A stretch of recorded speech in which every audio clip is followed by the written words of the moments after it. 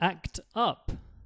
Stop acting up, you crazy kids. Stop acting up. This is quite a simple phrasal verb. We can use it for people or for things, or machines in my example. If people, typically children, act up, it means they misbehave. If a machine acts up, like a car or computer, it doesn't work properly, okay? My students were so naughty today. They were acting up all afternoon. But I suppose they're only children. Yes, children often act up. They misbehave. Another one with children. My daughter has been acting up all day. I don't know why she's being so difficult. Aha, now a machine, a computer. What's wrong with this computer? It's being so slow.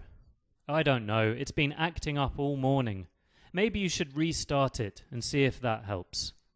I can give you another good example. A radio that doesn't work properly has been acting up. Or maybe your car. Maybe you can't start your car in the morning. Oh my goodness. My car is acting up and I don't know why. Okay, so the phrasal verb is to act up. If it's a person, it means to misbehave, but it's usually children who act up. If it's a machine or a thing, such as a car or a computer, it means that it's not working properly. It's acting up.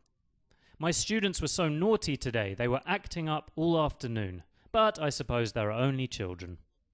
My daughter has been acting up all day. I don't know why she's being so difficult. What's wrong with this computer? It's being so slow. I don't know. It's been acting up all morning. Maybe you should restart it and see if that helps.